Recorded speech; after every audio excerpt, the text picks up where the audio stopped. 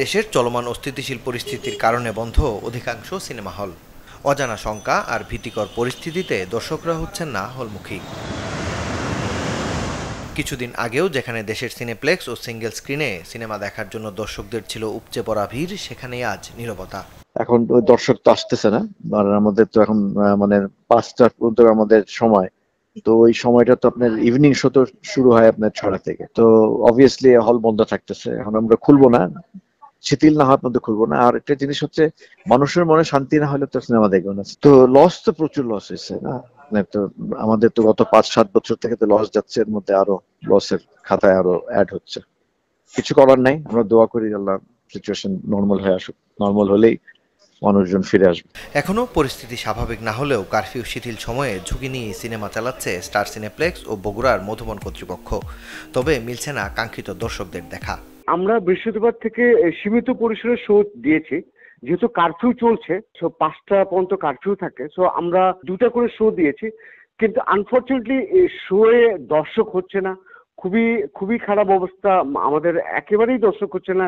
Bangla movie বলেন, বাংলা মুভির প্রচুর ভালো দর্শক ছিল, তো বাংলা মুভির দর্শক হচ্ছে না, হলিউড মুভি দর্শক হচ্ছে না। এই 2টা শো দিয়েই আমরা আনফরচুনেটলি এটা খুবই খারাপ অবস্থা যাচ্ছে।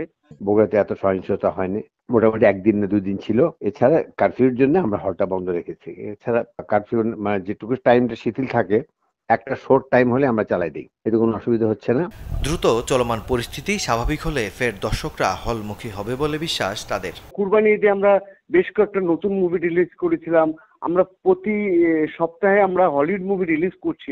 প্রচুর দর্শক ছিল, পাশাপাশি বাংলা মুভিরও প্রচুর দর্শক ছিল। তো ক্ষতির পরিমাণ তো একটা বিশাল অঙ্কের ক্ষতি হয়েছে। এটা পুষিয়ে নেওয়া খুব ডিফিকাল্ট হবে। খুব শীঘ্রই অবস্থা স্বাভাবিক হলে দর্শক আবার হলমুখী হবে। দর্শক আবার মুভি দেখবে, আবার সেই চিরচেনা রূপে ফিরে আসবে বলে আশাবাদী আর কি আমরা। ব্যবসা তো স্বাভাবিক চাই, যত তাড়াতাড়ি স্বাভাবিক হয়ে আসে। এই এখন যে আমরা আস্তে আস্তে আস্তে আস্তে দর্শকও কিছু কিছু করে হলে আসছে, তো সেক্ষেত্রে আমাদের তো কিছু পেতে হলে তো ট্যাক্স স্বীকার করতে হবে।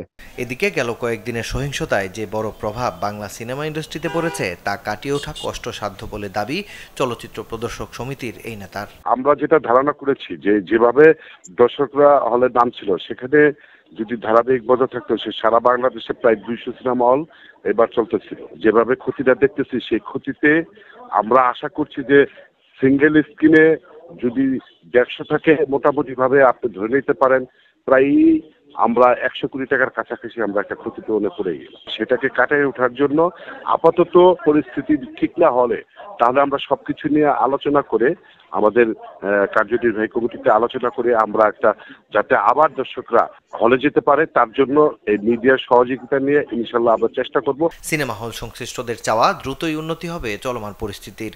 ফের দর্শকদের পদচারণায় মুখরিত হবে দেশের প্রতিটি প্রেক্ষাগৃহ।